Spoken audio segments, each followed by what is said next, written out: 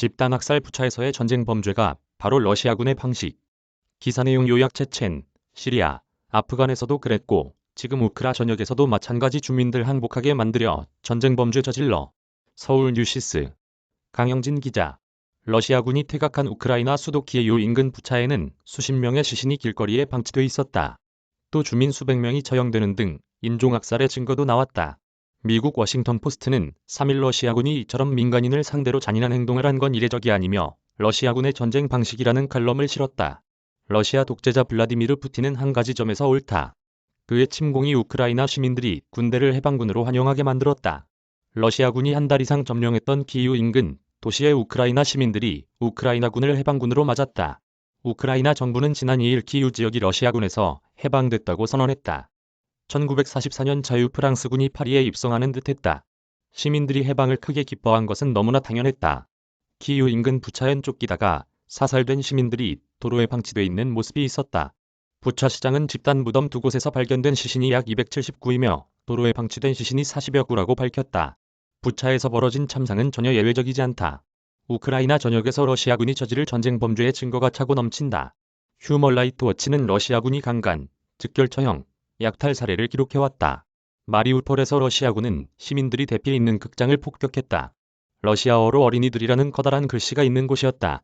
공습을 피하려고 한 행동이 오히려 공습을 부른 듯했다. 건물 안에 있던 300여 명이 지난 16일 러시아군 폭격으로 사망한 것으로 보도됐다. 폭탄과 미사일로만 시민을 죽이지 않는다. 머리 뒤쪽에서 총을 쏴 사람을 죽였다. 이건 차원이 다른 악행이다. 1995년 보스니아에서 벌어진 세르비아 학살 이후 유럽에선 없었던 일이다. 반나치 작전을 한다는 러시아군이 나치가 하던 것과 똑같은 일을 저질렀다. 세상의 정의가 실현될 수 있다면 러시아는 전범이다. 푸틴부터 그 아래 모두가 언젠가 나치가 니른베르크에서 받았던 것처럼 심판을 받을 것이다. 슬프지만 이것이 러시아의 전쟁 방식이다. 푸틴의 군대가 체첸과 시리아에서 싸웠던 방식이다. 그 이전 소련 군대가 아프가니스탄에서 그리고 2차 세계대전 중 중부 유럽에서 했던 방식이다. 그들은 주민들이 항복하게 만들려고 전쟁 범죄를 저질렀다. 그러나 우크라이나에서 통하지 않았다. 러시아의 야만성이 우크라이나 사람들이 더 강하게 저항하게 만들었다. 사람들이 싸워야 자유는 물론 목숨도 지킬 수 있다는 걸 알기 때문이다. 지난주 침략자들이 키예우 주변에서 큰 피해를 입고 쫓겨났다. 러시아군이 패배했다. 최소 탱크 300대와 병력만을 잃었다. 일반적 군사 공식을 적용하면 3만 명의 러시아 병력이 부상했다는 뜻이다. 대략 러시아군의 4분의 1이 무력화됐다. 일부에선 러시아의 키이우 공격이 위장 공격이며 푸틴이 우크라이나군의 주의를 분산시키기 위한 고도의 술책이었다고 말한다.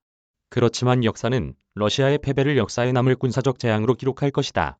우크라이나 정부 전복을 위한 1차 공격이 실패한 뒤 러시아군은 전열을 정비해 우크라이나 동부 돈바스 지역을 점령하기 위해 재배치될 것이다. 침공 초기부터 이에 집중했다면 훨씬 쉬웠을 것이다. 큰 피해를 입지 않아도 됐다. 이제 러시아군은 동부 지역의 우크라이나군을 강하게 보위할 것이다.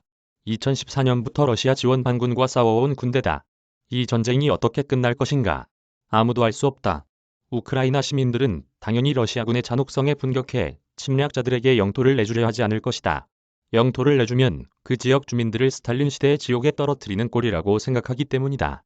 푸틴의 한 전 참모가 러시아는 패배를 감당할 수 없다. 우리는 어떤 식이든 승리해야 한다고 말했다. 보스니아 전쟁을 마감한 1995년 데이튼 협정은 전범과 휴전하는 것이 가능하다는 것을 보여준다. 다만 그들을 물리친 뒤에야 가능하다. 푸틴이 전쟁에서 졌다고 생각한다는 징후는 없다. 러시아군이 돈바스에서 결정적으로 패배해야 하는 이유다. 서방은 우크라이나에 대한 지원을 계속 늘려야 한다. 북부에서 물리친 것처럼 남부와 동부의 러시아군을 물리치는데 필요한 중화기가 필요하다. 미 정부가 우크라이나에 탱크를 지원하기로 한 것은 잘한 일이다. 대포, 전투기, 장거리 대공 미사일도 지원해야 한다. 현재로선 평화를 달성할 수 있는 유일한 길은 러시아와 협상이 아니라 그들을 패퇴시키는 것이다. 유럽인들도 러시아로부터 석유와 가스 구매를 중단해야 한다. 특히 독일은 나치의 이동식 죽음의 부대에 피 묻은 돈을 대지 않아야 한다. 더 이상은 안 된다.